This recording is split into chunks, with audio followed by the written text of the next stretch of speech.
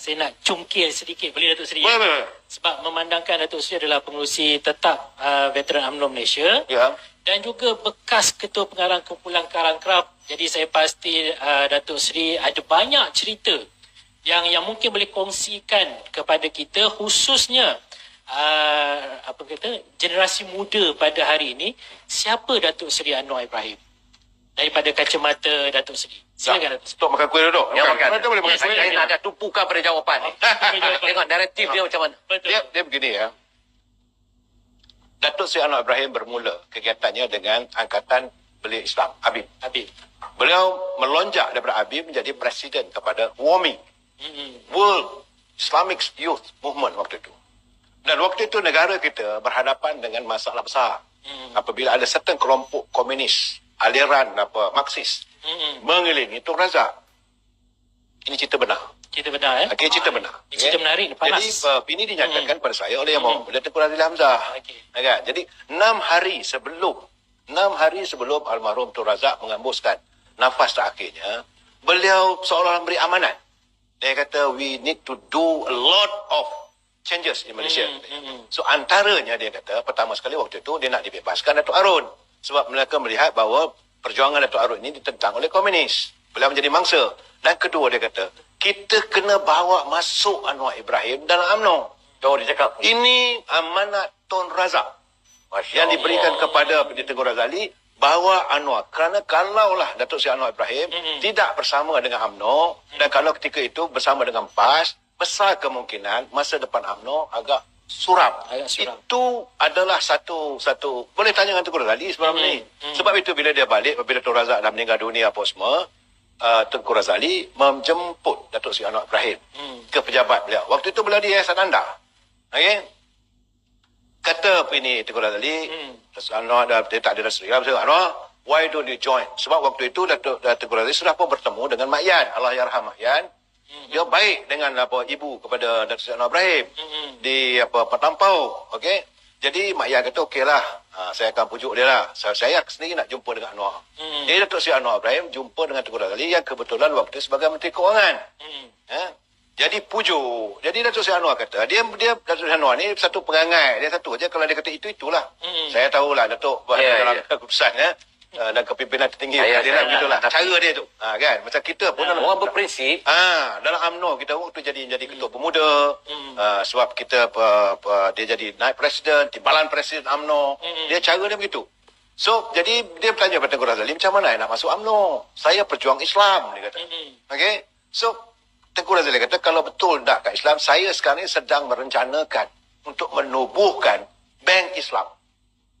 Bank Islam inilah, ketah kerja Bank Islam inilah merupakan satu ufti peminangan Tengku Razali pada Datuk Seri Anwar Ibrahim. Masya Allah. So kalau you betul nak perjuang kat Islam, nah inilah Bank Islam punya ketah kerja ni, you bawa lah. Saya bertanya yang waktu itu yang pergi bertemu dengan beliau adalah Saudari Ibrahim Ali, sekarang ni Presiden Putra.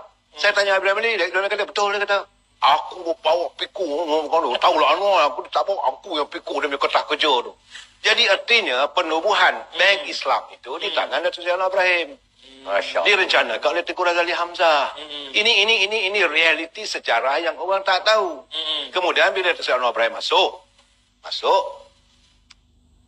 ketika itu krisis berlaku antara Tun Hussein On. Dan kita tak jangka bahawa Hussein On ni ada masalah dengan Tun Dr. Mahathir. Okey, bapa Datuk Syamudin. Okey, jadi Dr. Mahathir sudah menerima pemasukan dan Datuk Anwar Ibrahim apa semua. Minta Anwar lawan Haji Syami, Ketua Pemuda. Jadi para pendukung, penyokong Datuk Harun, of course, dia tak boleh menerima kepimpinan Haji Syami. Macam mana sekarang ahli UMNO tak boleh menerima kepimpinan Tan Sri Muhyiddin Yassin. Ini realiti. Dia ada persamaan. Lebih kurang sama. Sejarah repeated. History oleh repeated. Esok Allah ya Datuk Harun selalu ceritakan saya. Kamal, ingatlah. Sejarah itu seringkali berulang-ulang. Cuma di tempat dan waktu yang berbeza. Jadi, maka Datuk Seri Anwar Ibrahim lawan jawab Presiden dan Ketua Pemuda menentang Haji Syami. Menang 10 undi di Dewan Bahasa.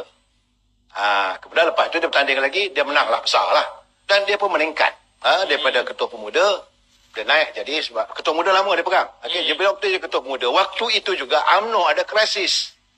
ada krisis UMNO antara Tun Musa Hitam dengan Dr. Mahathir Mohamad. Maka wujudlah kenyataan UMNO ini sudah dipenuhi oleh AIDS. AI itu Anwar Ibrahim, D Daim, S Sanusi. Ini sejarahnya. Tapi Datuk Seri Anwar Ibrahim meneruskan kariernya sebagai ketua pemuda, kemudian dia bertanding naik presiden.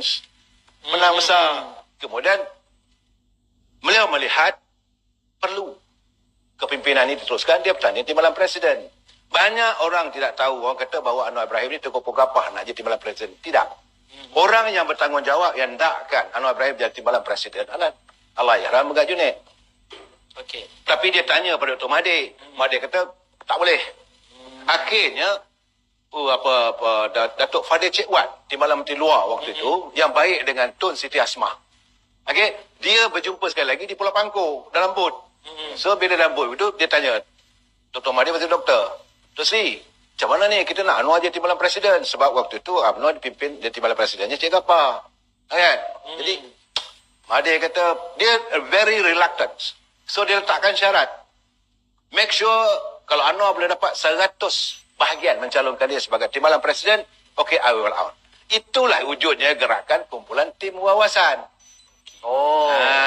Jadi masalahnya bila dia jadi timbalan presiden, maka ramailah orang berkumun kerana waktu itu dilihat Anwar calon Perdana Menteri, maka berdecup-decup lah tangannya.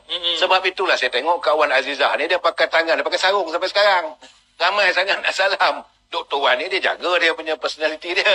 Faham kan? Ini soalnya bersentuh apa dia tak nak. Perangai setengah orang bila nak nakkan jawatan, nakkan projek apa semua. Dan Datuk Seri Anwar Ibrahim pula naik daripada Menteri Kewangan, daripada Menteri Pendidikan jadi Menteri Kewangan. Ada beliau bertanya dengan saya. Saya rapat juga dengan beliau. Saya kekal sebagai ahli UMNO. Saya tetap kekal dalam UMNO. Dia cakap, Kamal, saya ingat lagi peristiwa itu di rumah di Setia Murni. Ingat lagi. Kamal dia kata, ni Dr. Mahathir. Dia memanggil Dr. Mahathir. Ini satu ayat yang digunakan. Dia tak panggil Mahathir. Dia Mahathir. Ada pronunciation itu berbeza lah. Utara punya.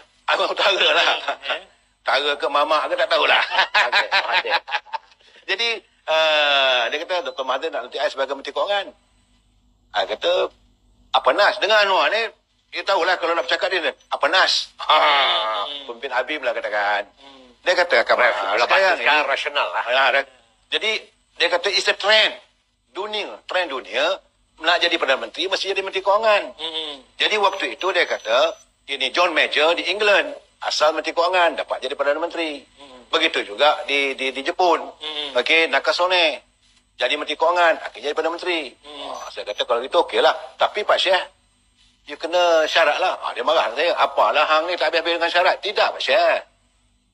Kita panggil dia Pak Syekh. Tak tahu sekarang panggil dia apa. Kita kalau rapat dengan dia, kita panggil Pak Syekh.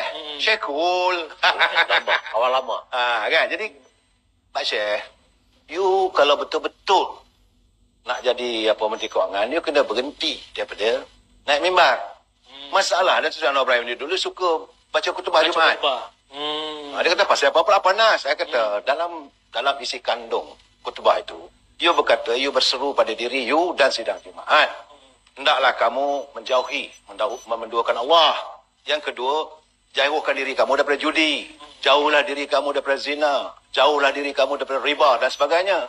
Saya kata dekat dia, Pak Syekh, kalau you jadi Menteri Kewangan, you lah bapak ribanya. Sebab semua urusan bank, dia punya interestnya ditandatangan oleh Menteri Kewangan.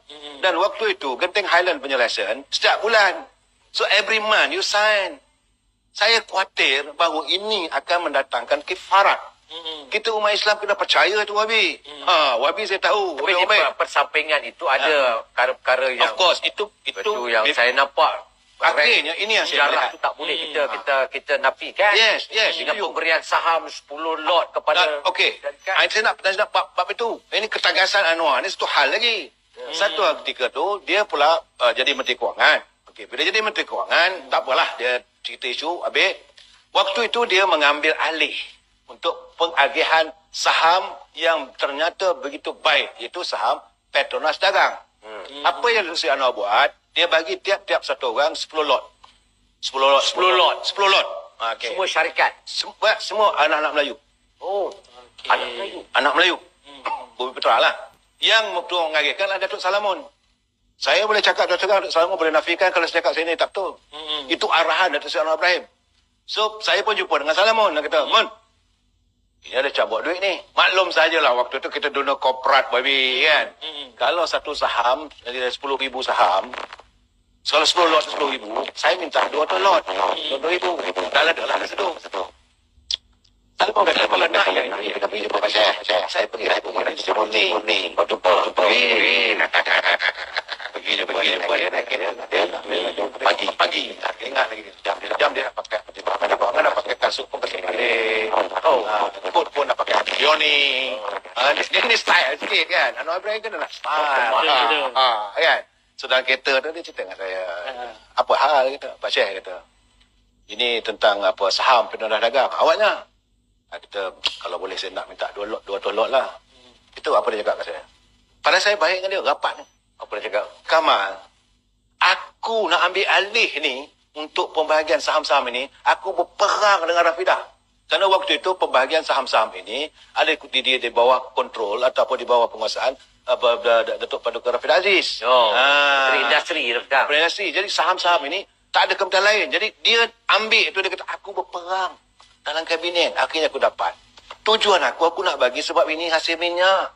Hasil bumi kita. Bagilah orang Melayu semua rasa seorang satu man. Jadi sebab itu aku bagi ayat 10 lot. Itu ayat dia. Dia boleh tanya. Saya rasa Datuk Seri Anwar Ibrahim tengok sekarang ni, dia akan ketawa lah benda ni. Ini ayat dalam kereta. Masya Allah. Yang bawa kereta tu Sani, belah kirinya bodyguardnya Mokhtar. Saya ingat lagi daripada Seri Murni pergi ke Kementerian Keuangan. So, saya kata saya tak boleh. Tak boleh lah. Takkanlah kita duk berjuang untuk bangsa kita. Kerana hang baik dengan aku. Maka aku kena baik hang. Inilah masalah Anwar Ibrahim. Too much on his principle. Dia punya integriti itu bermula pada episod dia Menteri Kewangan. Memang begitulah cerita dia. Sebab tu dia dibenci oleh bos dia.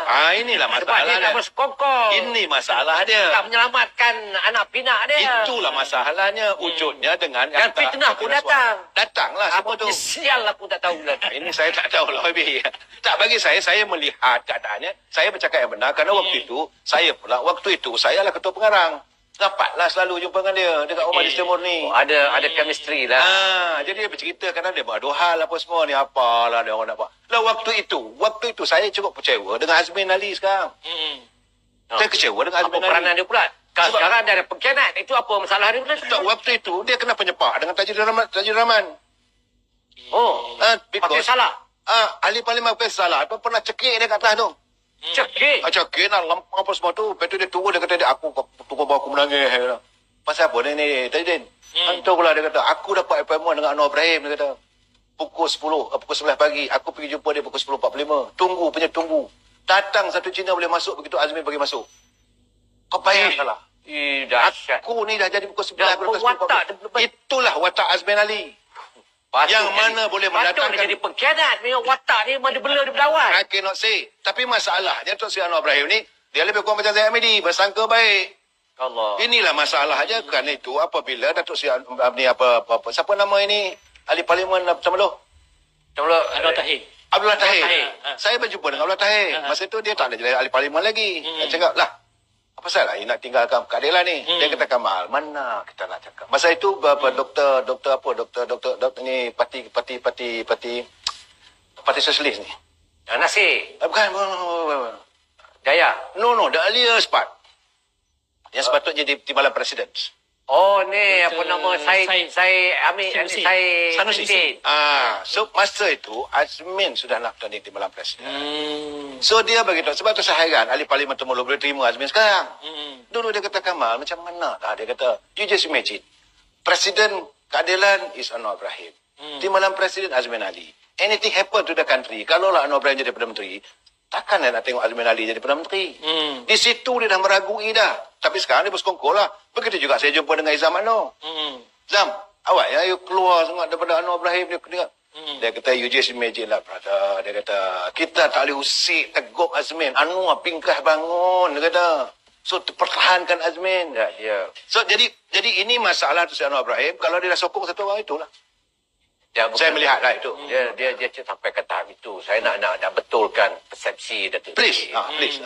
Datuk Sri ni dia prinsip setia kawan, dia mempercayai itu dan menyerah pada Allah tu terlalu tinggi. Tinggi, tepat. Betul. Terlalu tinggi. Kalau dia dah percaya orang itu dengan seikhlasnya, sampai orang tu khianat baru dia akan Akhirnya dia kena dengan Azmin. Jadi saya nampak bahawa kemuliaan hati Datuk Seri ni diserlahkan dalam dasar ketika dia menjadi timbalan Perdana Menteri. Betul. Sehingga anak Perdana Menteri pun dia tidak layan. Tak. Kabinet